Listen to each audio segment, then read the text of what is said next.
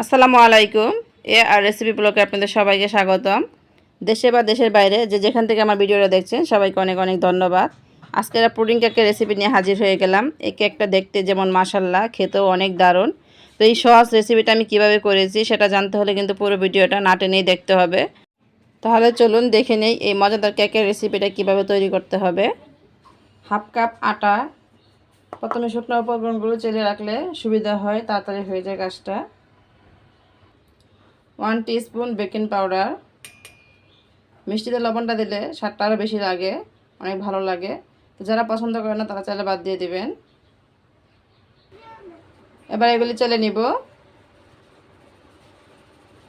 সব কিছু একটু ভালো করে মিশিয়ে নিচ্ছি, হয়ে গেছে। এবার সাইডে রেখে দিব। এবার ক্যারামেলটা বানিয়ে নেব। তার জন্য 1/3 কাপ চিনি নিয়ে নিয়েছি একটা পাতিলে। একদম অল্প একটু পানি দিয়ে দিব। 1 চামচ পানি দিয়ে দিলাম।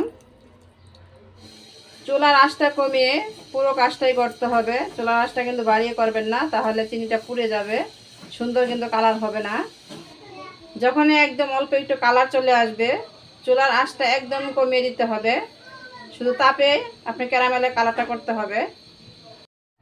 যখন এরকম কালার হবে তখন কিন্তু অনবরত নাড়াচাড়া দিতে হবে, নাহলে একদিকে কালার বেশি হবে, একদিকে হবে না। এই পর্যায়ে আমি চুলাটা বন্ধ করে দিয়েছি। এর চেয়ে গাঢ় করলে কিন্তু কালো হয়ে যাবে। বাকিটা হয়ে যাবে পাতিলের তাপে। এখন আমি যে মোল্ডের মধ্যে কেকটা বানাবো সেই মোল্ডের মধ্যে ঢেলে দিলাম। এটা কিন্তু গরম থাকা অবস্থায় করতে হবে, ঠান্ডা হয়ে গেলে জমাট বেঁধে যাবে পাতিলে। খুব সুন্দর করে নাড়াচাড়া দিয়ে চতুর্দিকে আপনি এটাকে মিশিয়ে নিতে হবে।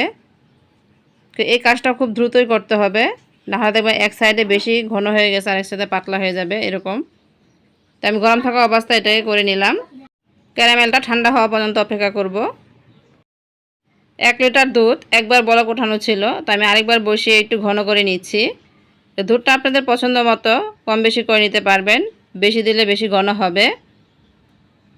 3টা ডিম আমি ভেঙে নিয়েছি। এবার কুসুমগুলি আলাদা করে নিব। সাদা অংশ থেকে কুসুমটাকে আলাদা করে নিতে হবে। তো এই কাজটা একটু সাবধানে করবেন, কুসুমটা যেন না থাকে সাদা অংশের মধ্যে। আলাদা করে নিয়েছি। তো এবার সাদা অংশটাকে আমি বিট করে নিব।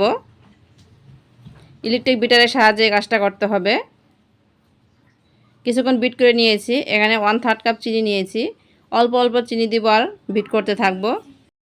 চিনিটা ভালোভাবে বিট হওয়ার পরে আবার চিনি অ্যাড করবেন, সাথে সাথে অ্যাড করবেন না।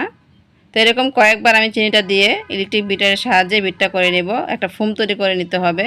তো দেখতেই পাচ্ছেন অনেকটা কিন্তু ফোম হয়ে গেছে। আর কিছুক্ষণ বিট করলেই কিন্তু ফোমটা তৈরি হয়ে যাবে। তো এই তো আমি ফোমটা তৈরি করে নিয়েছি। একটু সময় নিয়ে ধৈর্য নিয়ে কাজটা করবেন, আর খুব সুন্দর করে কিন্তু ফোমটা তৈরি করতে হবে। তো সাদা অংশটা আমি ফোম করে নিয়েছি। 1/2 টিস্পুন ভ্যানিলা এসেন্স। তো এটা না থাকলে আপনি এলাচের গুঁড়া করে দিয়ে দিবেন, তাহলে খুব সুন্দর একটা ফ্লেভার পাবেন, ডিমের কাঁচা গন্ধ থাকবে না। এবার কুসুমটা দিয়ে দিলাম। তো কুসুমটা দিয়ে কিন্তু বেশিক্ষণ বিট করা যাবে না, জাস্ট একটু মিশিয়ে নিতে হবে সব কিছু একসাথে। এই তো হয়ে গেছে। এবার শুকনো উপকরণগুলো অল্প অল্প করে অ্যাড করতে হবে, আর একটা হ্যান্ড উইচের সাহায্যে মিশিয়ে নিতে হবে। তো এই কাজটা কিন্তু যে কোনো এক সাইড দিয়ে করবেন, আর খুব আলতো করে করতে হবে। আমি এখানে একটু স্পিডে দেখিয়ে দিলাম। তো এই কাজটা কিন্তু আমি খুবই আস্তে আস্তে করেছি, নাহলে ফোমটা নষ্ট হয়ে যাবে। তো 2-3 বার আপনি এটা মিশিয়ে নেবেন শুকনো উপকরণগুলো, আর খুব সুন্দর একটা ব্যাটার তৈরি করে নিতে হবে। তো এই তো আমার ব্যাটারটা তৈরি হয়ে গেছে। তো আমি দেখিয়ে দিচ্ছি ব্যাটারটি কীরকম স্মুথ হয়েছে, কোনো প্রকার কিন্তু দলা পিকে নাই, খুব সুন্দর হয়েছে। দুধটা জাল করে আমি এরকম 1 বাটি করে নিয়েছি। আর আমি এখানে 3টা ডিম ইউজ করব। দুটো সাইডে রেখে দিচ্ছি।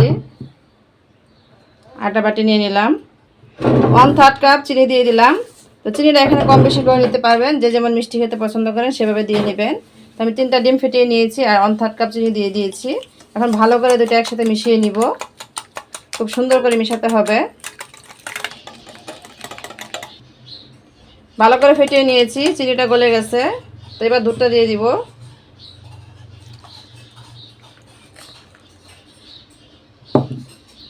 আবারও খুব সুন্দর করে মিশিয়ে নিব।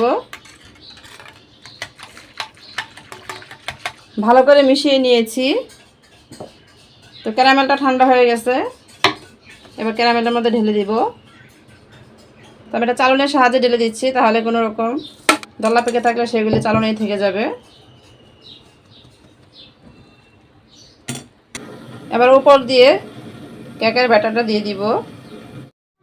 আমার প্রত্যেকটা রেসিপি আমি খুব সহজ করে দেখানোর চেষ্টা করি। যদি আমার রেসিপিগুলো আপনাদের ভালো লাগে, এরকম সহজ সহজ এবং মজাদার রেসিপি পেতে চ্যানেলটা সাবস্ক্রাইব করবেন এবং পাশে থাকা বেল আইকনটা ক্লিক করে দেবেন। তাহলে যখনই নতুন কোনো ভিডিও আপলোড করব তার নোটিফিকেশন আপনার সাথে সাথে পেয়ে যাবেন। আস্তে আস্তে সব সাইড দিয়ে একটু মিশিয়ে দিব। এবার চতুর্দিক দিয়ে খুব সুন্দর করে সমান করে মিশিয়ে নিতে হবে। তো এই কাজটা একটু ধৈর্য ধরে সময় নিয়ে করবেন। না টেনে পুরো ভিডিওটা দেখবেন, তাহলে বুঝতে পারবেন। টেনে টেনে দেখলে কিন্তু বুঝতে পারবেন না। আমি খুব সুন্দর করে সমান করে দিয়েছি।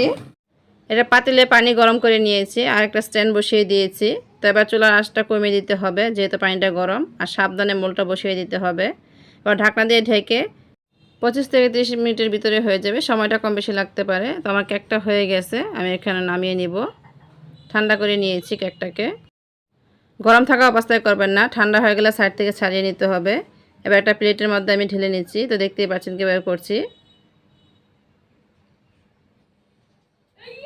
মাশাআল্লাহ, অনেক সুন্দর হয়েছে পুডিংটা। এবার চলুন কেটে দেখিয়ে দিচ্ছি কেমন হয়েছে। খুবই সফট, খুবই নরম। এই কেকটা খেতে দারুণ হয়েছিল। অবশ্যই কিন্তু একবার হলেও ট্রাই করবেন আর কমেন্টে জানাতে বলবেন না কেমন হয়েছিল খেতে। যারা আমার এই ভিডিওটা দেখেছেন তাদের সবাইকে অসংখ্য অসংখ্য ধন্যবাদ। আজ এই পর্যন্তই। সবাই সুস্থ থাকবেন, ভালো থাকবেন, আমার পরিবারের জন্য দোয়া করবেন। আল্লাহ হাফেজ। আসসালামু আলাইকুম। Thank you for watching.